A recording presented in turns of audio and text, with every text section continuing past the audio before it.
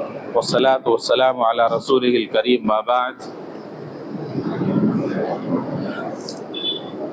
باب من حقق التوحید دخل الجنہ بغیر حساب۔ آج کا جو درس ہے اس کا عنوان جس نے توحید کو ثابت کر لیا وہ جنت میں داخل ہوگا بغیر حساب و کتاب کے۔ اس سے پہلے ہمارے تقریباً 3 درس ہوئے توحید کے انسان کو رب العالمین نے کیوں پیدا کیا، اسی لیے تاکہ وہ اسی کی عبادت کرے، اور ایک اس عنوان پر کہ توحید کی فضیلت یہ ہے کہ رب العالمین اس کو اپنانے سے اس کے پہلے کیے ہوئے تمام گناہ معاف فرما دیتا ہے۔ یہ درس عقیدے کا درس ہے اور اس میں کتاب التوحید شیخ الاسلام محمد بن عبد الوہاب رحمہ اللہ کی یہ کتاب ہے۔ آج جو ہم پڑھنے جا رہے ہیں اس کے اندر باب قائم کرتے ہیں شیخ الاسلام محمد بن عبد الوہاب رحمہ اللہ، من حقق التوحید دخل الجنہ بغیر حساب، جس نے حقیقی معنی میں توحید کو ثابت کر لیا وہ جنت میں داخل ہوگا بغیر حساب و کتاب کے۔ بغیر حساب یعنی ولا عذاب، اس کو عذاب نہیں ہوگا۔ یہ توحید کو ثابت کرنے کا مطلب کیا ہے کہ توحید میں اخلاص ہو اور ہر قسم کے شرک، بدعات، معاصی، گناہوں سے پاک اور صاف ہونا۔ قول اللہ تعالی، اللہ تبارک تعالی فرماتا ہے ان ابراہیم کان امۃ قانتا للہ حنیفا ولم یک من المشرکین، کہ بے شک ابراہیم یہ قدوہ و نمونہ تھے، اللہ کے لیے جھکنے والے اور ہر طرح سے کٹ کر ایک اللہ کی عبادت میں لگنے والے۔ ولم یک من المشرکین، وہ مشرکوں میں سے نہیں تھے۔ یہی معنی ہے توحید کا ثابت کرنا۔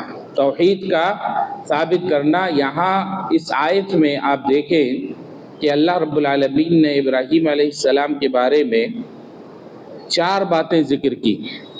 4 باتوں میں پہلی بات یہ ہے انہ کان امہ، وہ امہ تھے۔ امہ کا مطلب اے قدوۃ و اماما معلما للخیر، وہ اپنے آپ میں نمونہ تھے، پیشوا تھے اور خیر کو بتانے والے، خیر کو سکھانے والے تھے۔ اور کہتے ہیں وما ذاک الا لتکمیلہ مقام الصبر والیقین، قدوہ بننا، نمونہ بننا، پیشوا بننا، امام بننا، قائد بننا، کہتے ہیں یہ 2 چیزیں اپنے اندر پیدا کیے بغیر حاصل نہیں کر سکتا کوئی بھی آدمی۔ جو آدمی چاہتا ہے کہ وہ نمونہ ہو لوگوں کے درمیان میں، وہ امامت کا منصب پائے، وہ لوگوں کے اندر قدوہ اور نمونہ بن سکے، تو اس کے لیے 2 چیزیں ضروری ہیں۔ وہ کیا ہے؟ وہ ہے وَجَعَلْنَا مِنْهُمْ أَئِمَّةً يَهْدُونَ بِأَمْرِنَا لَمَّا صَبَرُوا وَكَانُوا بِآيَاتِنَا يُوقِنُونَ۔ اگر کوئی انسان چاہتا ہے کہ وہ دنیا والوں کے لیے پیشوا اور نمونہ بنے تو اس کو 2 کام کرنا ہوں گے، ایک صبر اور دوسرا اپنے اندر یقین۔ رب العالمین نے قرآن میں کہا وَجَعَلْنَا مِنْهُمْ أَئِمَّةً يَهْدُونَ بِأَمْرِنَا لَمَّا صَبَرُوا وَكَانُوا بِآيَاتِنَا يُوقِنُونَ، ہم نے ان میں سے کئی ایک کو امام بنایا۔ کیوں بنایا؟ لما صبروا، جب انہوں نے صبر کیا، وَكَانُوا بِآيَاتِنَا يُوقِنُونَ، اور وہ ہماری آیتوں پر یقین رکھتے تھے۔ تو ابراہیم علیہ السلام کے بارے میں یہاں کہا کان امہ، وہ قدوہ و نمونہ، معلما للخیر، لوگوں کو بھلائی سکھانے والے تھے۔ تو یہ منصب ان کو کب حاصل ہوا؟ ان کی زندگی صبر سے بھری پڑی ہوئی ہے۔ ان کی زندگی کے اندر پورا آپ دیکھتے جائیں گے، ساری زندگی میں آپ کو نظر آئے گا کہ کتنا صبر کیا انہوں نے۔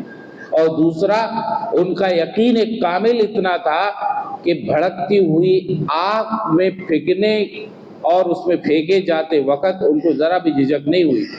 کیونکہ ان کو یقین تھا اپنے رب پر۔ تو اس لیے پہلی بات توحید، یعنی جب یہ بات ہیڈنگ قائم کی گئی ہے کہ جس نے توحید کو ثابت کر لیا، جس نے توحید کو صحیح معنی میں ثابت کر دیا، یہ بات اس کے لیے برحق ہو گئی کہ وہ جنت میں داخل ہوگا بغیر حساب و کتاب کے۔ اور اس کے لیے دلیل لائے ہیں ان ابراہیم کان امہ، ابراہیم امت تھے، قدوہ تھے، نمونہ تھے۔ پہلی بات یہ تھی قانتا للہ، وہ اللہ کے لیے جھکنے والے تھے۔ قانتاً کا کیا معنی ہوتا ہے؟ قال شیخ الاسلام القنوت دوام الطاعة والمصلی اذا اطال قیامه اور رکوعه اور سجودہ فهو قانت۔ قنوت قانتاً کہا کہ دوام الطاعة، اطاعت کے کاموں میں لگا رہنا، یہ ہے قنوت، اس کو کہتے ہیں قانتاً، اللہ کے لیے لگے رہے، یعنی عمل میں دوام برتتے ہمیشہ۔ اسے کہتے ہیں کوئی نمازی جب اپنے قیام اور رکوع کو لمبا کرتا ہے تو اس کو کہتے ہیں کہ فَهُوَ قَانِتٌ، وہ اس کو دوام برتے ہے، برابر اس کو لمبا قیام کرتا ہے، رکوع کرتا ہے، سجدہ کرتا ہے۔ اللہ تعالیٰ نے قرآن مجید میں فرمایا ہے امن هو قانت آناء اللیل ساجدا وقائما یحذر الآخرہ ویرجو رحمت ربی، کہ وہ لوگ جو راتوں کو قیام کرتے ہیں، کیسا قیام ان کا رہتا ہے؟ ہمیشہ کے لیے سجدے قیام کرتے ہیں، آخرت سے ڈرتے ہیں اور اپنی رب کی رحمت کی امید رکھتے ہیں۔ یہ توحید کیسے ثابت ہوگی؟ ابراہیم علیہ السلام کی دلیل پیش کی کہ اللہ نے کہا ان ابراہیم کان امتا قانتا للہ، کان امن کا امہ کا معنی قدوہ، نمونہ، لوگوں کے درمیان خیر اور بھلائی کا سکھانے والا۔ اور دوسری صفت دوام الطاعہ، قنوت، یعنی ہمیشہ اطاعت کے کاموں میں لگے رہنے والے۔ حنیفاً، حنیفاً کا معنی کیا ہے؟ کہا قال العلامہ ابن قیم الحنیف المقبل علی اللہ المعرض عن کل ما سوا، وہ آدمی جو اللہ کے طرف لگ جائے اور تمام چیزوں سے اپنا منہ پھیر لے، اپنے آپ کو تمام چیزوں سے ہٹا لے، یہ معنی ہے حنیفہ۔ تو تین چیزیں ہو گئی۔ پہلی چیز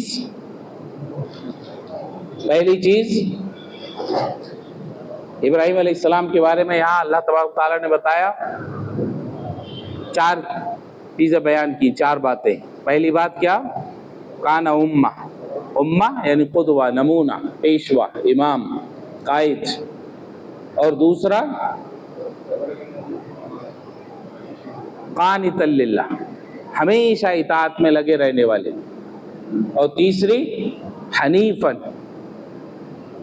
اللہ کے سوا تمام چیزوں سے کٹ جانے والے، تمام وہ چیزیں، وہ باتیں، وہ شخص، وہ اشخاص، وہ ذات جو کھینچتی ہے اپنی طرف اللہ کے سوا، ان سب سے کٹنے والے۔ اور چوتھی چیز کہا وَلَمْ يَكُ مِنَ الْمُشْرِكِينَ، وَلَمْ يَكُ مِنَ الْمُشْرِكِينَ۔ کہا الرابع أَنَّهُ مَا كَانَ مِنَ الْمُشْرِكِينَ أي لِصِحَّةِ إِخْلَاصِهِ وَكَمَالِ صِدْقِهِ وَبُعْدِهِ عَنِ الشِّرْكِ، انتہائی درجے، ایک دم شرک۔ پہلے جو باتیں بیان کی گئی اس کے اندر یہ مفہوم آتا ہے، لیکن اس کے باوجود بھی بعد میں اور اس کو مؤکد کرنے کے لیے کہا گیا وَلَمْ يَكُ من المشرکین۔ اسی طرح دوسری جگہ اللہ رب العالمین سورہ ممتحنہ میں حضرت ابراہیم علیہ السلام اور ان کے متبعین کے بارے میں یہ وضاحت کرتا ہے قد کانت لکم اسوۃ حسنۃ فی ابراہیم والذین معہ، تمہارے لیے بہترین نمونہ ہے ابراہیم علیہ السلام کی زندگی میں، والذین معہ، اور ان لوگوں کی زندگی میں جو ابراہیم علیہ السلام کے ساتھ تھے۔ کیوں نمونہ ہے؟ آگے کہتے ہیں اذ قالوا لقومہم، جبکہ انہوں نے اپنی قوم سے کہا انا براء منکم، ہم تم سے برات کرتے ہیں، ہم تم سے برات کرتے ہیں۔ برات کا مطلب ہم اپنے آپ کو تم سے الگ کرتے ہیں، تم الگ ہو، ہم الگ ہیں۔ کیوں الگ کر رہے ہیں ہم؟ وَمِمَّا تَعْبُدُونَ مِن دُونِ اللَّهِ، تم سے اور تمہارے معبودان باطلہ سے جن کی تم عبادت کرتے ہو، کفرنا بکم وبدا بیننا وبینکم العداوہ، ہم تمہارا انکار کرتے ہیں، تمہارے باطل معبودوں کا انکار کرتے ہیں. کیوں؟ وبدا بیننا وبینکم العداوۃ والبغضاء ابدا، اور ہمارے اور تمہارے درمیان میں اب ہمیشہ کے لیے دشمنی ہے. حتی تؤمنوا باللہ وحدہ، کب تک رہے گی یہ؟ جب تک کہ تم ایک اللہ وحدہ لا شریک پر ایمان نہ لے آؤ. تو حضرت ابراہیم علیہ السلام قدوہ، نمونہ، پیشوا ہے. کیوں ہے؟ کیونکہ انہوں نے شرک اور اہل شرک کے بارے میں بالکل برملا کہہ دیا، انا براء منکم ومما تعبدون من دون اللہ کفرنا بکم وبدا بیننا وبینکم العداوۃ والبغضاء ابدا، ہمارے اور تمہارے درمیان میں ہمیشہ دشمنی رہنے والی ہے. اور یہ دشمنی کوئی ذاتی دشمنی نہیں ہے. کہا حتی تؤمنوا باللہ وحدہ، یہاں تک کہ تم ایک اللہ وحدہ لا شریک پر ایمان لاؤ. تو یہ دشمنی، یہ عداوت ختم ہو جائے گی. یہ کس کے لیے ہے یہ دشمنی عداوت؟ اللہ رب العالمین کے لیے. اسی نے ہم کو پیدا کیا ہے، تم اس کا انکار کرتے ہو، تم اس کے ساتھ کفر کرتے ہو، تو اس لیے ہمارے اور تمہارے درمیان میں محبت نہیں رہ سکتی، ہمارے اور تمہارے درمیان محبت کا رشتہ نہیں رہ سکتا. تو اسی لیے کہا گیا کہ اللہ تبارک تعالیٰ نے حضرت ابراہیم علیہ السلام کے بارے میں اپنے والد کے سلسلے میں بھی حضرت ابراہیم علیہ السلام نے کہا وَأَعْتَزِلُكُمْ وَمَا تَدْعُونَ مِن دُونِ اللَّهِ وَادْعُوا رَبِّي عَسَىٰ أَلَّا أَكُونَ بِدُعَاءِ رَبِّي شَقِيًّا فَلَمَّا اعْتَزَلَهُمْ وَمَا يَعْبُدُونَ مِن دُونِ اللَّهِ وَهَبْنَا لَهُ إِسْحَاقَ وَيَعْقُوبَ وَكُلًّا جَعَلْنَا نَبِيًّا. کہ ابراہیم علیہ السلام نے اپنے والد آزر سے کہا میں تمہیں اور تمہارے معبودان باطلہ کو چھوڑ رہا ہوں، اس سے الگ ہو رہا ہوں، دور جا رہا ہوں، اور اپنے رب کو میں پکارتا ہوں، اس سے دعا کرتا ہوں، تمہارے حق میں بھی دعا کروں گا کیونکہ میری دعا میرا رب بیکار جانے نہیں دے گا. فلما اعتزلهم وما يعبدون من دون اللہ، جب ابراہیم علیہ السلام ان کو سب کو چھوڑ کر، ان کے معبودان باطلہ کو چھوڑ کر چلے گئے، تو اللہ تبارک تعالیٰ کہتا ہے ہم نے ان کو اسحاق دیے، یعقوب دیے، اور سب کو نبی بنایا.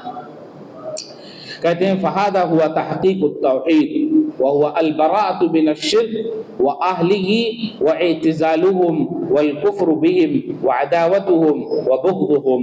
کہا توحید کو ثابت کرنا کیا ہے کہ آپ شرک سے، شرک والوں سے اپنے آپ کو الگ کریں.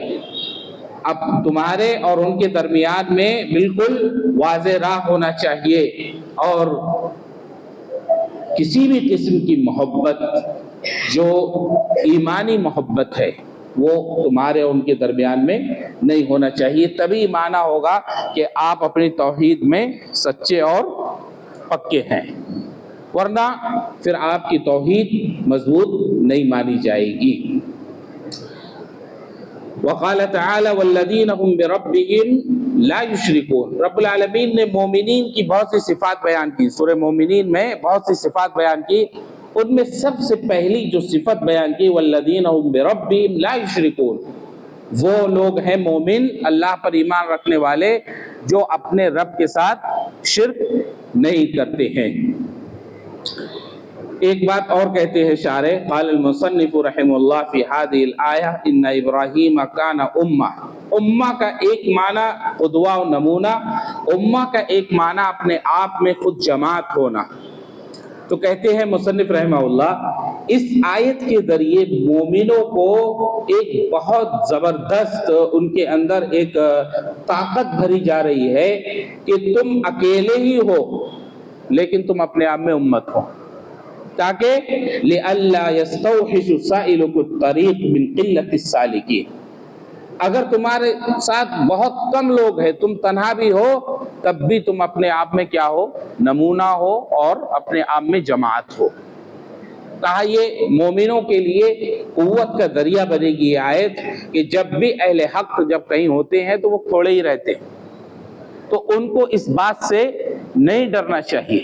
کیوں نہیں ڈرنا ہے؟ سارے اپنے والد خاندان سب کو چھوڑ کر آ گئے ابراہیم علیہ السلام، لیکن اللہ رب العالمین کا کہہ رہا ہے فلما اعتزلکم وما يعبدون من دون اللہ، جب انہوں نے اپنے والد، اپنے خاندان، معبودان باطلہ سب کو چھوڑ دیا، وَهَبْنَا لَهُ اسحاق وَيَعْقُوب، ہم نے ان کو اسحاق عطا کیے، یعقوب عطا کیے، وَكُلًّا جَعَلْنَا نَبِيًّا، اور ہم نے ان کو نبی بنایا۔ تو کوئی بھی اگر حق پر ہے، توحید پر ہے، تو وہ یہ اس بات سے خوف نہ کھائے کہ اس کی نسل کا کیا ہوگا، بعد میں کیا ہوگا، کہا اس عقیدے پر وہ جمع رہے۔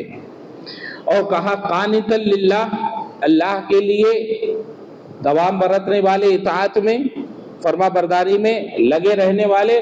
کہا لا للملوک ولا للتجار المترفین، کہا کسی بھی بادشاہ اور کسی بھی حکومت، کسی بھی طاقتور، کسی بھی بڑے سے تاجر کے سامنے بھی وہ نہیں جھکتے۔ قانتا للہ، صرف اور صرف اللہ رب العالمین کے سامنے جھکنے والے۔ تو کہا کہ مومن جب ایمان میں اپنے مضبوط ہوتا ہے تو وہ اپنے آپ کو تنہا نہیں سمجھتا، کسی بھی پاورفل، کتنا بھی پاورفل کیوں نہ ہو، وہ اس کے سامنے ڈرتا نہیں۔ اب ڈرنے کا مطلب یہاں پر یہ نہیں ہے کہ جو ان کے خلاف بات بلند کرے تو وہی ڈرنا نہیں ہے، مطلب توحید پر قائم رہے، توحید کی بات کرتا رہے۔ حضرت ابراہیم علیہ السلام نے بتائیے بادشاہ کا کوئی مقابلے کی بات تھوڑی کی، انہوں نے سورج کے ذریعے سے سمجھایا، چاند کے ذریعے، ستارے کے ذریعے سے کیا ثابت کیا؟ توحید۔ انہوں نے یہ نہیں کہا کہ تیری فوج آ جائے میں اکیلا ٹکر لوں گا۔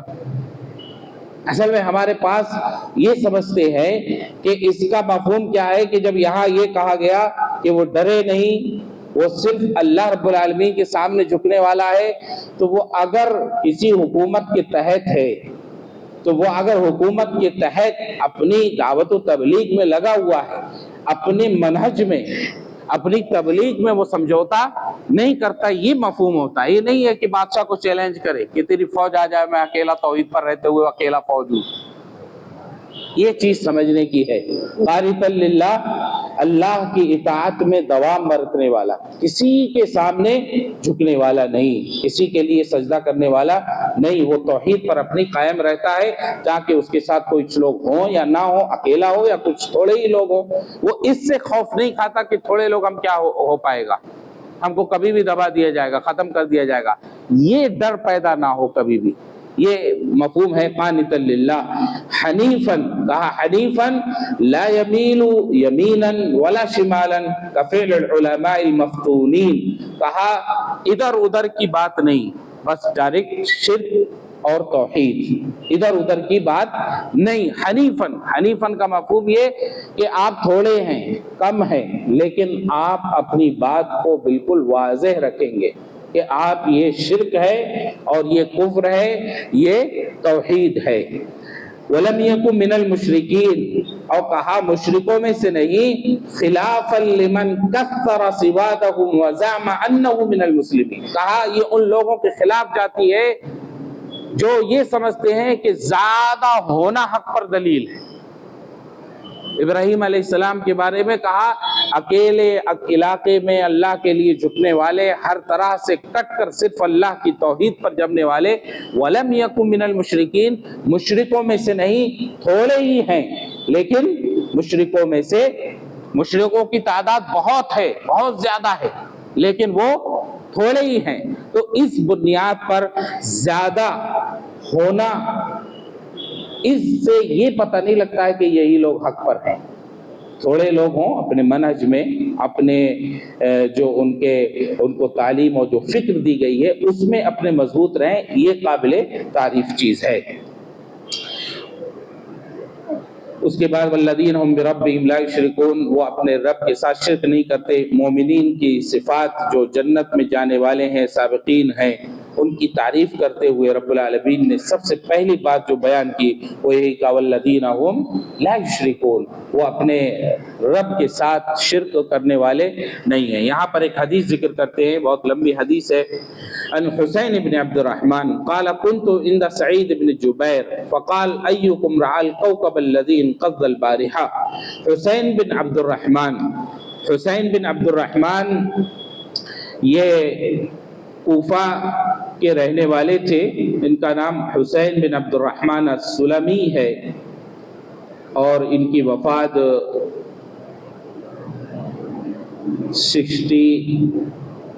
163 میں ہوئی ہے۔ تو عبد الرحمن حسین بن عبد الرحمن کہتے ہیں کہ میں عند سعید بن جبیر، سعید بن جبیر یہ تابعی ہیں اور یہ عبداللہ بن عباس کے شاگردوں میں سے ہیں، جو بڑے شاگرد ہیں عبداللہ بن عباس کے، ان میں سے ایک ہیں، یہ تابعی ہے سعید بن جبیر۔ حسین بن عبد الرحمن کہتے ہیں میں سعید بن جبیر کے پاس تھا، فقال ایکم رأى الكوكب الذي انقض البارحة، سعید بن جبیر نے کہا تم میں سے کس نے دیکھا ہے کہ کل ایک ستارہ ٹوٹا ہے، ٹوٹتے ہوئے گرتے ہوئے کسی نے ستارے کو دیکھا ہے، اس رات میں ایک ستارہ ٹوٹا۔ فقلت انا، تو حسین ابن عبد الرحمن کہتے ہیں میں نے کہا میں نے دیکھا۔ ثم قلت، پھر میں نے کہا اما انی لم اکن فی الصلاۃ، کہا میں نے کہ میں نماز میں نہیں تھا، ولیکن لدغت، لیکن مجھے کسی نے ڈنک مار دیا تھا، یا تو بچھو یا سانپ وغیرہ جو ڈنک مارتے ہیں اس کو عربی میں لدغا، ڈنک مار دینا کہتے ہیں۔ کہ دیکھو اصل میں حسین بن عبد الرحمن نے جب یہ کہا کہ میں نے دیکھا ہے تو ان کو خوف لائق ہوا کہ سعید بن جبیر کہیں یہ نہ سمجھے، اس سے یہ پتہ لگتا ہے کہ ان کے یہاں پر رات کی نماز بہت عام تھی، رات میں قیام کرنا بہت عام تھا، اسی لیے جب انہوں نے یہ بات کہی اب حسین بن عبد الرحمن نے کہ میں نے دیکھا ہے، تو ان کو فوراً خوف ہوا کہ سعید بن جبیر یہ نہ سمجھے کہ نماز میں بھی دیکھتے رہتے ہیں کیا یہ، کہا کہ انی لم اکن فی صلاۃ، میں نماز میں نہیں تھا۔ اور یہ بھی کہا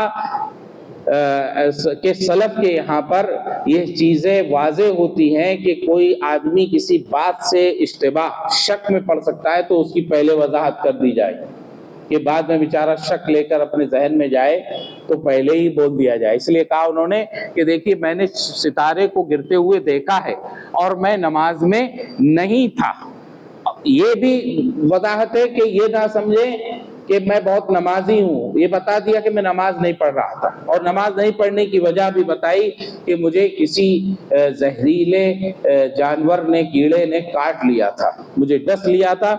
فماذا صنعت، تو سعید بن جبیر کہتے ہیں کہ تم نے کیا کیا، پھر جب تمہیں کسی نے آپ کو ڈس لیا تو آپ نے کیا کیا اس کے لیے؟ قلت ارتقیت، کہا کہ میں نے رقیہ کیا، رقیہ کیا۔ قال فما حملك على ذلك، رقیہ کرنے پر تمہیں کس چیز نے ابھارا؟ قلت حدیث حدثناه الشعبی، کہا کہ ایک حدیث جو مجھے شعبی سے پہنچی ہے، شعبی کہتے ہیں عامر بن شراحیل الحمدانی، یہ حضرت عمر رضی اللہ عنہ کی خلافت میں پیدا ہوئے، ثقات تابعین میں سے ہیں، اور تابعین میں سے جو فقہاء ہیں ان میں سے ان کی بھی گنتی ہوتی ہے۔ تو شعبی کہتے ہیں کہ مجھے رقیہ کرنے پر اس بات نے ابھارا کہ مجھ کو شعبی نے ایک حدیث بیان کی ہے، مجھ سے شعبی نے کہا وما حدثکم، شعبی نے کون سی حدیث بیان کی ہے؟ قلت حدثنا عن بریدہ بن حصیب انہ قال، کہا کہ شعبی روایت کرتے ہیں حضرت بریدہ سے، یہ بریدہ صحابی ہیں، بریدہ بن حارث الاسلمی، یہ صحابی ہیں، مشہور صحابی ہیں۔ کہتے ہیں کہ ان سے میں نے ایک حدیث سنی، شعبی تابعی، وہ کہتے ہیں مجھ سے حدیث بیان کی، کس نے بیان کی؟ حضرت بریدہ، حضرت بریدہ نے حدیث بیان کی انہ قال لا رقیہ الا عن عین او حمۃ، حدیث بیان کی کہ رقیہ نہیں ہے نظر بد لگنے پر یا کسی کے ڈس لینے پر، کسی کے ڈس لینے پر۔ قال قد احسن من انتهى الى ما سمع، تو کہا کہ بہترین کام کیا جو کچھ سنا اس پہ عمل کیا۔ کس نے کہا یہ بات کس نے کہی؟ ایک حسین بن عبد الرحمن ہے اور ایک سعید بن جبیر ہے، تو یہ بات کہنے والے کون ہیں؟ سعید بن جبیر، کیونکہ وہ تو بات بیان کر رہے ہیں حسین بن عبد الرحمن کہ مجھے ایسا ہوا تھا اور اس بنا پر میں نے وہ حدیث سنی تو یہ عمل میں نے کیا۔ تو حضرت سعید بن جبیر کہتے ہیں کہ بہت اچھا کیا تم نے جو سنا اس پر عمل کیا۔ یہ جملہ بتاتا ہے کہ سلف کے یہاں پر یہ بات بڑی اہم تھی کہ من اخذ بما بلغه من العلم وعمل به فقد احسن بخلاف من يعمل بالجهل۔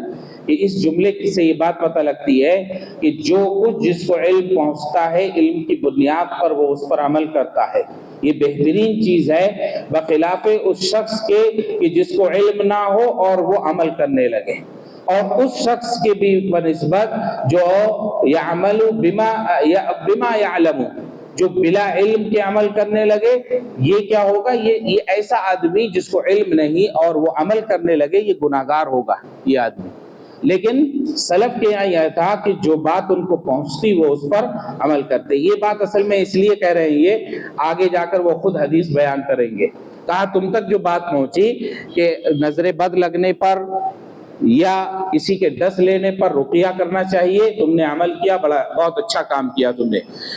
اس کے بعد کہتے ہیں وَلَكِنِّي حَدَّثْنَا ابن عباس، سعید ابن جبیر کہتے ہیں مجھ سے حدیث بیان کی ہے عبداللہ ابن عباس نے، عن النبی صلی اللہ علیہ وسلم انہ قال، وہ نبی صلی اللہ علیہ وسلم سے روایت کرتے ہیں کہ اللہ کے رسول صلی اللہ علیہ وسلم نے فرمایا عرضت علی الامم، مجھ پر امتیں پیش کی گئی، میرے سامنے امتیں پیش کی گئی، فرأیت النبی ومعہ الرہط، میں نے دیکھا ان جماعتوں میں نبی ہیں اور ان کے ساتھ ایک جماعت ہے۔ راحت کہتے ہیں 9 سے 9 تک، 3 سے لے کے 9 تک کی جماعت کو راحت کہتے ہیں۔ کہ میں نے دیکھا کہ بعض ایسے نبی ہیں جن کے ساتھ راحت ہے، یعنی 9 8 9 10 آدمی ہیں ان کے متبعین، ماننے والے، بات ماننے والے۔ والنبی ومع الرجل والرجلان، اور ایسا بھی دیکھا کہ نبی ہیں ان کے ساتھ ایک یا 2 لوگ ہیں۔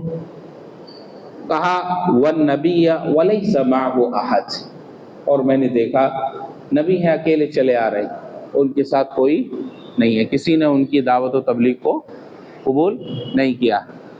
تو کیا وہ ناکام ہوئے؟ وہ نبی ناکام نہیں ہوئے۔ اسی لیے شروع میں کہا دیا کہ یہ مومنین کو پختہ کرنے کے لیے کہا جا رہا ہے ان ابراہیم کان امتا قانتا للہ، اپنے اندر یہ صفات پیدا کرنا چاہیے، اپنی توحید مضبوط ہو، سامنے والے کی سنتے ہیں یا نہیں سنتے ہیں یہ اللہ رب العالمین پر یہ حق ہے کہ کس کو سنوائے، وہ کون بات مانے یا نہ مانے، ہم اپنی توحید میں پہلے مضبوط رہے۔ کہا والنبی ولیس معہ احد، دیکھا کہ نبی ہیں اور ان کے ساتھ کوئی بھی نہیں ہے، ایک بھی نہیں ہے۔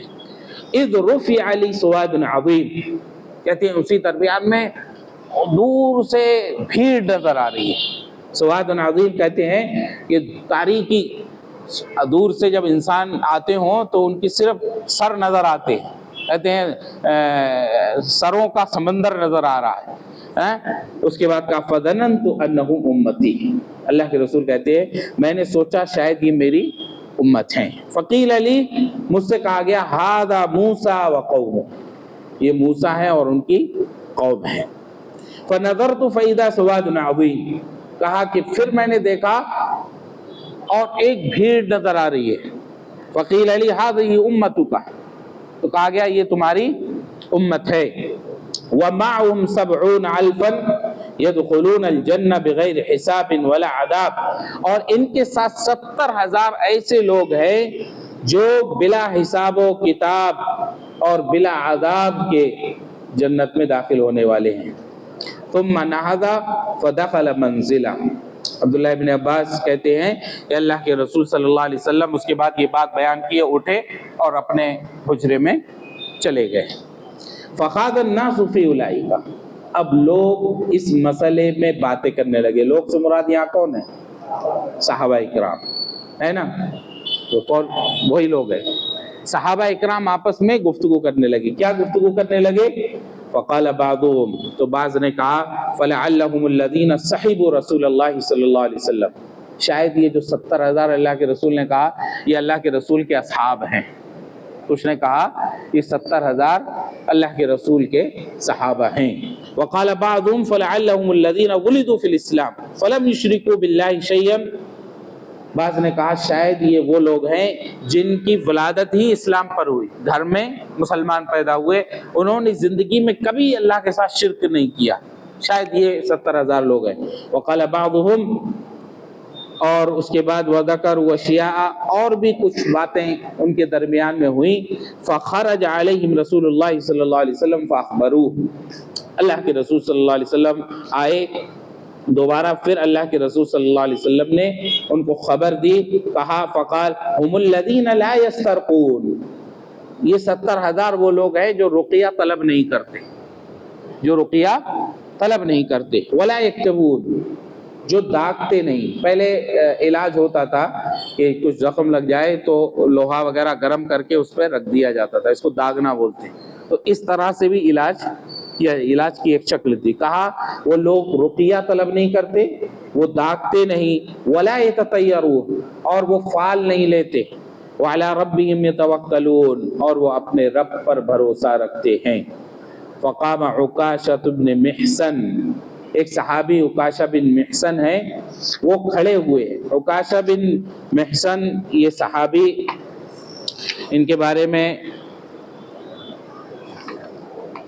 شروع اسلام لائے. بنو اسد ابن خزیمہ جو قبیلہ ہے اس میں سے یہ ہیں. کان من السابقین الی الاسلام ومن اجمل الرجال، خوبصورت لوگوں میں سے تھے اور اولین سابقین میں سے تھے مسلمان جو ہوئے.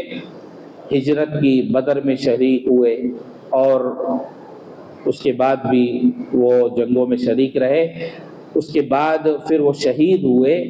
ایک جنگ ہو رہی تھی طلحہ اسدی سے، اس جنگ میں جبکہ وہ ارتداد کے جو لوگ شکار ہوئے تھے اس جنگ میں یہ شہید ہوئے. حضرت عکاشہ بن محصن، ان کو قتل کرنے والا طلحہ خالد بن ولید بید طلحہ الاسدی، طلحہ اسدی، خالد بن ولید کی قیادت میں جنگ ہو رہی تھی، طلحہ اسدی سے جنگ ہو رہی تھی اور اسی کے ہاتھ یہ عکاشہ بن محصن شہید ہوئے. اس کے بعد طلحہ پھر اسلام لے آیا اور الحمدللہ زبردست اسلام اس کا ثابت ہوا اور بہت سی اسلام کی بہترین جنگیں اس نے اسلام کی طرف سے لڑی. تو عکاشہ بن محصن رضی اللہ عنہ کھڑے ہوئے، اسی درمیان میں کہا ادعو اللہ ان یجعلنی منہم، اے اللہ کے رسول آپ دعا کر دیجئے کہ اللہ رب العالمین ان 70,000 میں سے مجھے بنائیں، مجھے اس میں رکھ دیں. قال انت منہم، اللہ کے رسول صلی اللہ علیہ وسلم فرمایا تم ان میں سے ہو. ثم قام رجل آخر، پھر ایک اور صحابی کھڑے ہوئے. فقال ادعو اللہ ان یجعلنی منہم، انہوں نے بھی کہا اے اللہ کے رسول میرے حق میں دعا کر دیجئے. تو آپ نے کہا سبقک بہا عکاشہ، عکاشہ تم سے سبقت لے گئے. یہ حدیث ہے اتنی لمبی، اور یہاں پر اس لانے کا مقصد کیا ہے، عنوان کیا قائم کیا گیا ہے آج کے باب کا، جس نے توحید کو ثابت کر دیا وہ جنت میں بغیر حساب کتاب کے داخل ہوا. تو اس حدیث سے اور اس عنوان سے دونوں کا کیا تعلق ہے بتائیے؟ حدیث پوری سمجھ میں آ گئی؟ تو اب یہ جو باب قائم کیا گیا ہے کہ جس نے توحید کو ثابت کر دیا، صحیح ثابت کر دیا، تو بغیر حساب کتاب جنت میں داخل ہوگا. اور اس حدیث سے دونوں میں کیا مناسبت ہے؟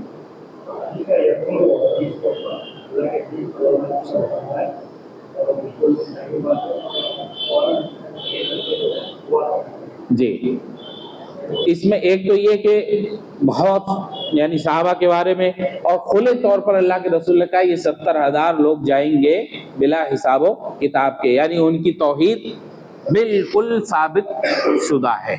اس بنیاد پر یہ ہیڈنگ قائم کی گئی، یہ عنوان قائم کیا گیا کہ جس نے توحید کو صحیح معنی میں ثابت کر لیا وہ گویا کہ بلا حساب کتاب جنت میں داخل ہوگا، جس طرح کی 70,000 ہے۔ 70,000 کے بارے میں اور روایتیں آئی ہیں، اس کو کہتے ہیں وروى الامام احمد والبیہقی فی حدیث ابی ہریرہ فاستزدت ربی، میں نے اپنے رب سے اس کے زیادہ کرنے کی دعا کی، تو کہتے فزادنی مع کل 1070,000، تو یہ کہا گیا کہ ہر 1000 پر 70,000، ہر 1000 پر 70,000، تو کتنے ہو جائیں گے؟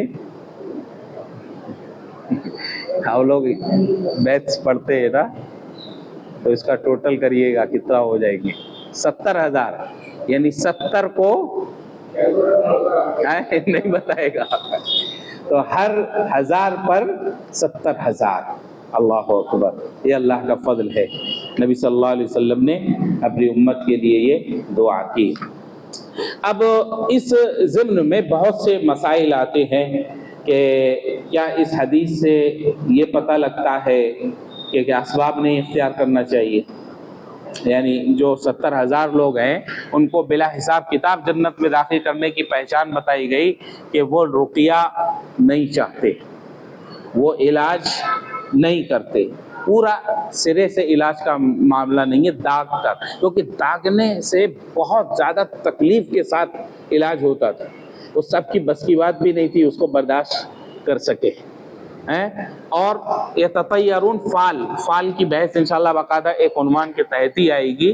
لوگ اپنے طور پر کچھ سوچتے ہیں نا کہ کچھ کبوتر اڑا کر دیکھتے ہیں، کچھ زمانے جاہلیت میں وہ تیر رکھتے تھے، تیر نکال کے اڑاتے تھے، بائیں طرف گیا دائیں طرف اڑنے والا پرندہ، یا تیروں میں لکھ کر بھیجتے تھے کون سا تیر بار بار اس چیز کو ان کو اشارہ کرتا ہے، تو اس طرح کی جو چیزیں ہوتی ہیں، تو کہا گیا کہ ان کے اندر اس طرح کی کوئی چیز نہیں۔ تو دو چیزیں ہیں، دیکھیے رقیہ کا جہاں تک مسئلہ ہے، رقیہ تو نبی صلی اللہ علیہ وسلم نے خود کیا ہے، کہتے ہیں نبی صلی اللہ علیہ وسلم نے رقیہ خود کیا ہے، اور نبی صلی اللہ علیہ وسلم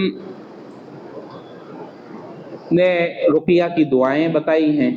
تو اس حدیث اور دو رقیہ والی جو ثابت والی حدیثیں ہیں اس میں کیا فرق ہے؟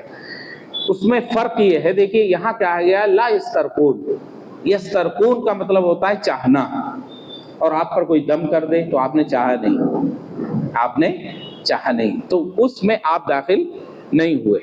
ایک چاہنا کیا ہوتا ہے، آپ گئے دم کر دیجئے، یہ چاہنا ہوا آپ کا، لیکن والد ہیں اپنے بچوں پر دم کر دیتے تو بچے تو چاہ نہیں رہے، یا کوئی اور بڑے بزرگ بیٹھے ہوئے ہیں، کچھ غمگین دیکھے انہوں نے دم کر دیا آپ پر، تو آپ نے تو نہیں چاہا لیکن انہوں نے کر دیا۔ تو جو روایتیں مخالفت میں نہیں ہے، اس کے مخالف نے کوئی اگر رقیہ کرتا ہے تو یہ نہیں مفہوم ہے کہ وہ توکل نہیں کرتا، وَعَلَىٰ رَبِّهِمْ يَتَوَكَّلُونَ کہا گیا کہ وہ اپنے رب پر بھروسہ رکھتے ہیں، تو یہ معنی نہیں ہے رقیہ کرنے والے بھروسہ نہیں رکھتے، وہ رکھتے ہیں، لیکن یہاں پر ایک کیٹیگری بیان کی گئی ہے کہ وہ چاہتے نہیں ہیں رقیہ، ان کا اللہ پر بھروسہ توکل اتنے اعلیٰ درجے کا ہے کہ وہ ظاہری اسباب کو اپنانا نہیں چاہتے، ورنہ اسباب کو اختیار کرنا، بیماری کے لیے علاج کرنا، اللہ کے رسول صلی اللہ علیہ وسلم کی روایات بھری پڑی ہوئی ہیں۔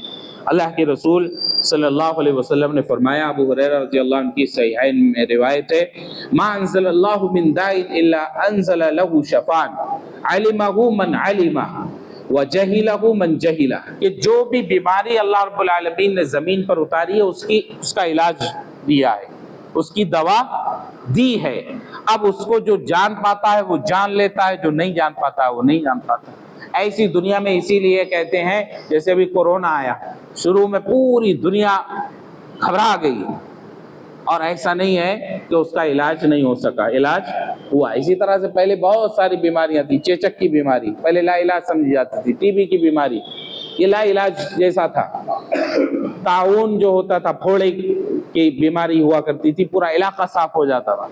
اللہ کے رسول صلی اللہ علیہ وسلم نے گویا کہ یہاں پر یہ کہا کہ جب بھی کوئی بیماری آتی ہے اللہ رب العالمین نے زمین پر اس کی دوا رکھی ہے، کھوجنے والے کھوجتے ہیں، کورونا کا بھی ہوا، کھوجتے کھوجتے کھوج لی گئی ہے۔ اور اسی طرح سے پولیو وغیرہ کا بھی مسئلہ تھا، اب کافی انسانوں نے اس پر کنٹرول پایا۔ اور روایت نام یا عباد اللہ تداووا عن اسامہ بن شریق قال كنت عند النبي صلی اللہ علیہ وسلم وجاءت الاعراب فقال یا رسول اللہ ان تداوی۔ اسامہ بن شریق سے روایت ہے، کہتے ہیں میں اللہ کے رسول صلی اللہ علیہ وسلم کے پاس تھا، کچھ دیہات کے لوگ آئے، انہوں نے کہا یا رسول اللہ کیا ہم دوا نہ کریں؟ اللہ کے رسول صلی اللہ علیہ وسلم نے فرمایا یا عباد اللہ تداووا، دوا کرو، دوا کرو، کیونکہ اللہ تبارک تعالیٰ نے جو بھی بیماری اتاری ہے اس کے لیے دوا بھی رکھی ہے جس کے ذریعے اس کو شفا ملتا ہے۔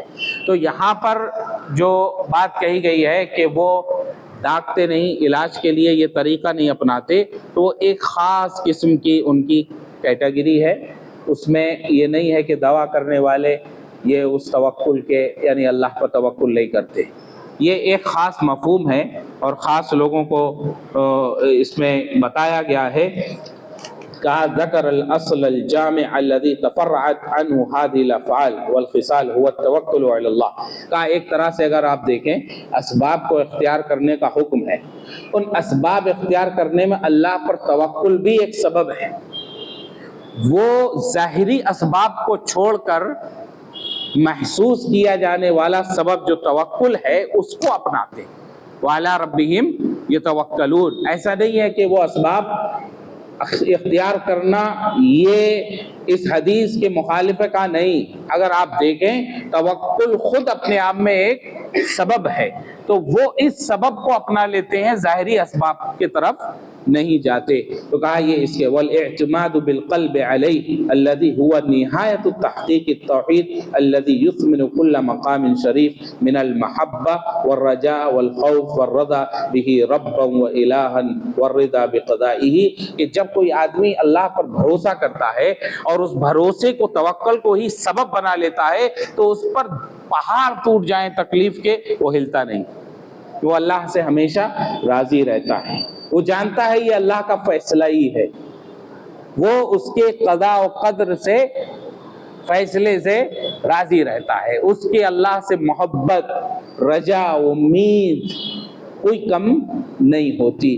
وہ یہ لوگ ہیں جو رقیہ بھی نہیں چاہتے، علاج کی مختلف وہ شکلیں جو لوگوں اپناتے ہیں وہ نہیں اپناتے، وہ فعال کی طرف بھی نہیں جاتے، وہ صرف اور صرف اس سبب کو اپناتے ہیں کہ اللہ نے اپنے اوپر بھروسہ رکھنے کو کہا ہے، وَعَلَىٰ رَبِّهِمْ يَتَوَكَّلُونَ، وہ صرف اسی سبب کو اپناتے ہوئے اپنی زندگی گزار لیتے ہیں۔ وَمَن يَتَوَكَّلْ عَلَى اللَّهِ فَهُوَ حَسْبُهُ، قرآن کی آیت ہے وَمَن يَتَوَكَّلْ عَلَى اللَّهِ فَهُوَ حَسْبُهُ، جو اللہ پر بھروسہ کرے وہ اس کے لیے کافی ہے۔ کون کافی ہے؟ کہتے ہیں اسی لیے کافی ہے ان کے لیے کہ وہ ظاہری چیزوں کو بالکل چھوڑ دیتے ہیں، اس کو ہاتھ نہیں لگاتے۔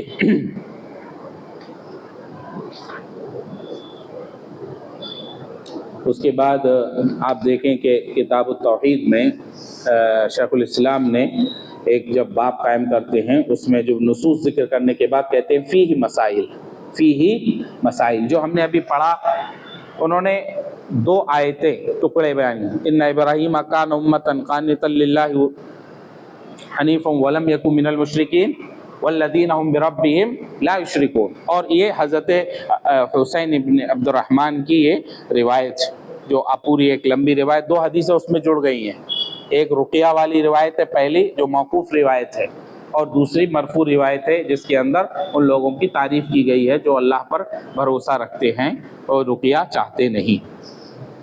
تو اب اس پر غور کرتے ہوئے آپ کہتے ہیں جو مسائل ہم کو معلوم ہوئے، الاولی معرفت مراتب الناس فی التوحید، ہم کو یہ چیز معلوم ہوئی کہ توحید میں بھی لوگوں کے درجے ہیں۔ کیسے معلوم ہوا؟ یہ جو ہم نے پڑھا ابھی، اس میں کون سی بات سے ہم کو یہ بات معلوم ہوئی کہ توحید میں درجے ہیں لوگوں کے؟ عبداللہ بن عباس کہ 70,000 بغیر حساب کتاب کے جانے والے، یہ بھی توحید پر ہے۔ جو رقیہ نہیں چاہتے ہیں، رقیہ کرانے والے لوگ بھی جائیں گے لیکن ان کا درجہ ان سے کم ہے کہیں نہ کہیں۔ اور ان ابراہیم کان امتن، یعنی اس درجے کو ہر کوئی نہیں پہنچ سکتا کہ وہ نمونہ بن جائے، ہر ٹائم اللہ کی اطاعت میں لگا رہے، کسی کے سامنے نہ جھکے، صرف اور صرف اللہ رب العالمین کے سامنے جھکنے والا ہو، اور تمام قسم کے آنے والے آفات سے اپنے آپ کو محفوظ کرنے والا ہو۔ تو اس کا درجہ اور اس کا درجہ جو کہیں بعض آزمائش میں بعض فتنوں کا شکار ہو جائے، دونوں کا توحید وہ بھی باقی رکھا لیکن بعض فتنوں کا وہ شکار ہو گیا، تو اس کی توحید اور دوسرے ایسے آدمی کی توحید جو بالکل اپنے آپ کو ہر قسم کے شرک اور کفر، بدعات، معاصی، گناہ، کبیرہ صغیرہ سب سے محفوظ رکھا، دونوں کے درجوں میں فرق ہوگا۔ تو کہتے ہیں اس عنوان کے تحت ہم نے جو معلومات حاصل کی اس سے ہم کو یہ بات معلوم ہوئی کہ اہل توحید میں بھی مراتب ہیں، درجے ہیں، اعلیٰ درجے والے، اس سے نیچے والے، پھر اس سے نیچے والے۔ ما معنی تحقیقہ، توحید کا ثابت کرنے کا معنی کیا ہے؟ کیا معنی ہے؟ توکل اللہ، یہ اس کو سبب بنا لے آدمی، اور اس کے ساتھ ساتھ ابراہیم علیہ السلام کی جو 4 صفتیں بیان کی گئی ہیں، امہ قانتا للہ حنیف ولم یکن من المشرکین، یہ معنی ہوتا ہے کہ آپ توحید کے بارے میں بالکل کھلے ہوں، آپ بالکل کہتے ہیں حضرت ابراہیم نے اپنے والد سے، اپنی قوم سے، اپنے خاندان والوں سے سب سے کہا میں توحید پر ہوں، ایک اللہ کی عبادت کرتا ہوں، آپ کے میرے درمیان میں یہ دشمنی اور عداوت ہے اس بات کی، اب یہ جب تک باقی رہے گی جب تک کہ آپ ایک اللہ کو نہ مان لیں۔ تو تحقیق کا معنی یہی ہوتا ہے کہ بالکل کھلا، یہ بھی صحیح وہ بھی صحیح ہونے کا امکان نہیں رہتا۔ تیسری، ثناء سبحان علی ابراہیم بکونہ لم یکن من المشرکین، ہم کو معلوم ہوا کہ ابراہیم علیہ السلام کے اللہ نے انتہائی درجے تعریف کی ہے کہ وَلَمْ يَكُنْ مِنَ الْمُشْرِكِينَ، وہ مشرکوں میں سے نہیں تھے، یعنی انہوں نے اپنی توحید کو ہر طرح سے ثابت کیا، بالکل ان کی توحید میں کسی قسم کا شائبہ نہیں ہو سکتا، بالکل سچے اپنی توحید میں وہ پکے اترے۔ تو اللہ رب العالمین نے اس جملے کے ذریعے سے حضرت ابراہیم علیہ السلام کی تعریف کی ہے۔ الرابعہ، ثناؤہ علی سادات الاولیاء بسلامتی من الشرک، کہا کہ جو اللہ کے ولی ہوتے ہیں ان کی سب سے پہلی صفت جو بیان کی گئی ہے اور جو ان کے مقام کو بلند کرتی ہے وہ کیا ہے؟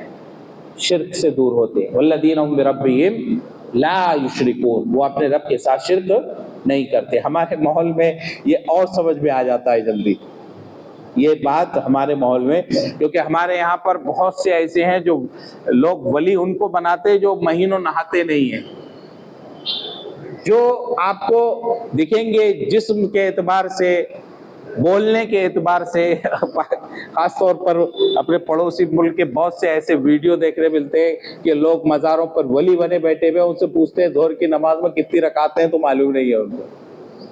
تو یہاں کہا کہ اس درس کو ہم کو پڑھنے سے بات معلوم ہوئی کہ اللہ تبارک تعالیٰ نے جو اولیاء میں، ولیوں میں جو بلند درجے والے ولی ہوتے ہیں ان کے بارے میں کیا بتایا؟ سلامتی من الشرک، وہ شرک سے بالکل پاک اور صاف ہوتے ہیں، اور وہ لوگ شرک کے اڈوں پہ بیٹھ کے ان کو ولی بنا بیٹھے ہوتے ہیں۔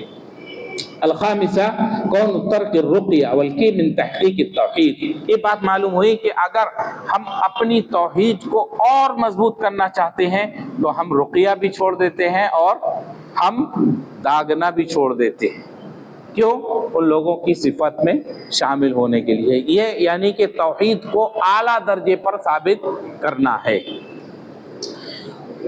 عمق علم الصحابہ بمعرفتہم انہم لم ینالوا ذلک الا بعمل، کہتے ہیں صحابہ کے بارے میں ہم کو یہ بات معلوم ہوئی کہ ان کو جو علم ہوتا وہ اس پر عمل کرتے تھے۔ کیسے معلوم ہوا؟ وہ حدیث، اس حدیث کے ذریعے سے ہم کو یہ بات معلوم ہوئی کہ صحابہ کے یہاں کیا ہوتا تھا، معرفت حاصل کرتے اور اس کے بعد عمل کرتے۔ الثامن، حرصهم علی الخیر، یہ بات معلوم ہوئی کہ وہ لوگ خیر کے بڑے حریص تھے۔ کس طرح معلوم ہوئی ہم کو کہ وہ حریص تھے خیر جاننے کے؟ صحابہ اکرام جو ہم نے یہ پڑھا اس میں کون سی چیز ہم کو ایسی معلوم ہوئی جس سے ہم یہ کہیں کہ صحابہ بھلائی اور خیر کے کاموں پر بہت زیادہ لپکنے والے اور حرص کرنے والے؟ کیسے معلوم ہوا؟ اس درس میں کوئی بات ایسی تمہیں محسوس ہوئی، معلوم ہوئی ہے؟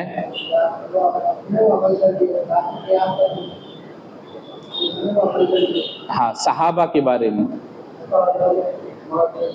70,000 میں شمار کی بات کہی انہوں نے۔ دوسرا یہ کہ اللہ کے رسول جیسے اٹھے اور اٹھ کر گئے، اسی درمیان میں اس کے بارے میں سنجیدہ ہو کر گفتگو کرنے لگے، یہ کون لوگ ہو سکتے ہیں؟ یہ ان کا حرص کہ یہ خیر والے لوگ کون ہو سکتے ہیں۔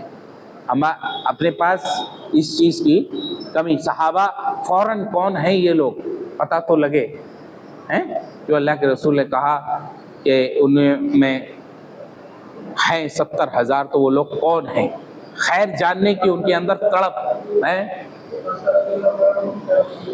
ہاں، انہوں نے تو کہا مجھے شریک کر دیں، انہوں نے تو کہا شریک کر دیں، یہ ان کی خاص فضیلت ظاہر ہوئی۔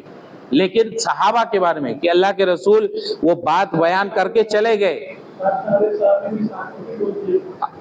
نہیں، یہ بات جو حرص ان کا خیر پر معلوم ہوا کہ جب اللہ کے رسول صلی اللہ علیہ وسلم یہ بات بیان کر کے کہ 70,000 کے بارے میں بتا کے چلے گئے، لیکن پہچان نہیں بتائے کہ کون ہے وہ، پہچان بعد میں آ کے بتائے، تو ابھی اس کے بارے میں جستجو شروع ہو گئی کہ یہ 70,000 لوگ کون ہو سکتے ہیں۔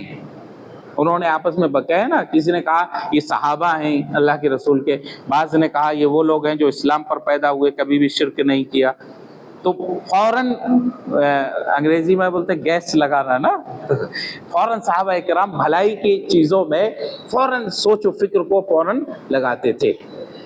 فضیلت هذه الامہ بالکمیت والکیفیہ، اس امت کی فضیلت ظاہر ہوئی اس حدیث سے، کیسے؟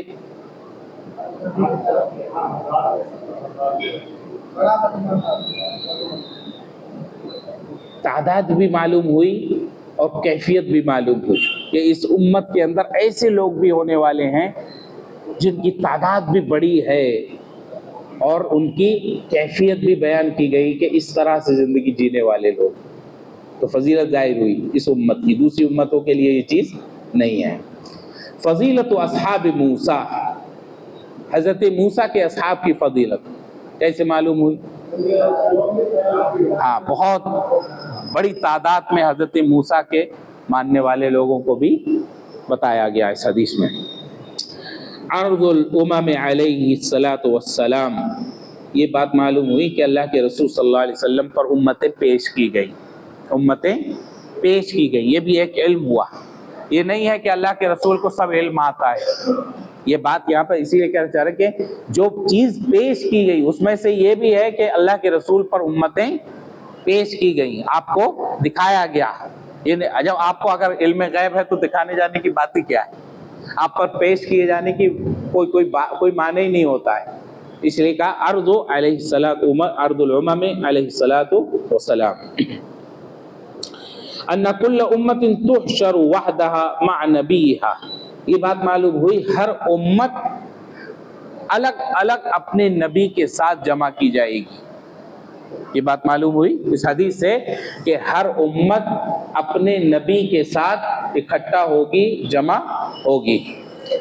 قلت من استجاب للانبیاء، کہتے ہیں یہ بات بھی معلوم ہوئی کہ انبیاء کی دعوت کو قبول کرنے والے بہت کم لوگ ہوں گے، بہت کم لوگ ہوں گے، انبیاء کی دعوت کو قبول کرنے والے کم لوگ ہوں گے۔ اس حدیث سے کہ اللہ کے رسول نے کہا کسی کے ساتھ 8-9 لوگ ہیں، کسی کے ساتھ 2-3 لوگ ہیں، کسی کے ساتھ کوئی ہے ہی نہیں، کہا ان من لم یجب احد یأتی وحدہ، یہ بات بھی معلوم ہوئی کہ کوئی نبی ایسے بھی آئیں گے کہ ان کے ساتھ ایک بھی نہیں ہوں گے۔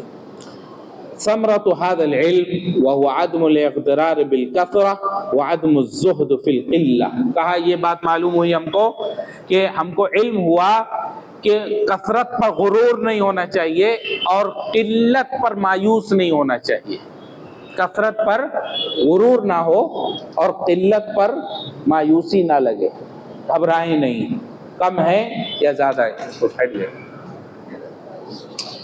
السادس عشر الرخصۃ فی الرقیہ من العین والحمى، حدیث جو موقوفاً روایت کی گئی تھی کہ اگر آدمی کو نظر بد لگ جائے یا کوئی ڈس لے جانور، ڈنک مار دے، تو رقیہ کرنا چاہیے.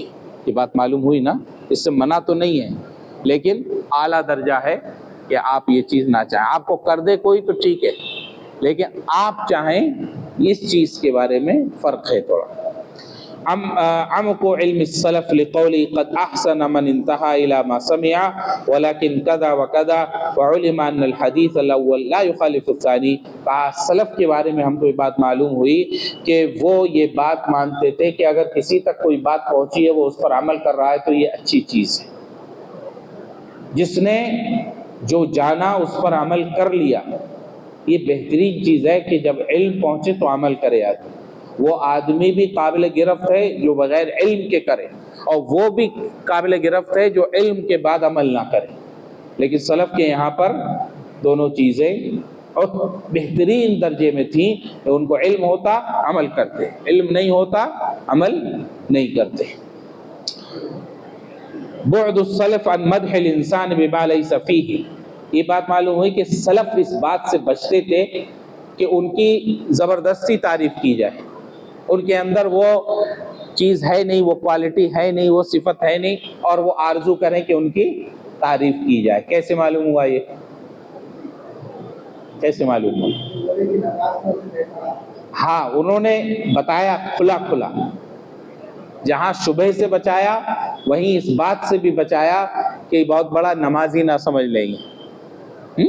تو کہا جو چیز نہیں ہے ہمارے اندر اس کی کبھی تمنا نہیں کرنا چاہیے کہ لوگ ہماری تعریف کریں. یہ سلف کے یہاں پر ہم اس چیز کو پاتے ہیں اور اسی طریقے کو ہم اپنا کر کامیاب ہو سکتے ہیں.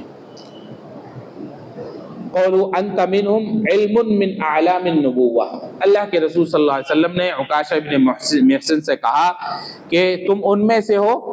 تو یہ بات اس سے ہم کو معلوم ہوا کہ یہ نبوت کی علامتوں میں سے ہے، یہ نبوت کی علامتوں میں سے ہے، ورنہ کوئی اور تھوڑی کہہ سکتا ہے. یہ بات اللہ کے رسول نے جب کہہ دیا تو اس میں کوئی شبہ نہیں کہ وہ ان میں سے ہیں. تو کون ہوں گے وہ تو ہم کو نہیں معلوم. 70,000 10,000 پر 70 کون ہوں گے نہیں معلوم، لیکن عکاشہ ابن محسن کے بارے میں بالکل کنفرم ہو گیا کہ یہ ان میں سے ہیں. تو یہ بات کیسے معلوم ہوئی؟ اللہ کے رسول صلی اللہ علیہ وسلم کو جو نبوت کی علامتیں دی گئی تھیں اس کے ذریعے سے. فضیلت عکاشہ، حضرت عکاشہ کی فضیلت معلوم ہوئی. استعمال المعارض، معریض کا استعمال.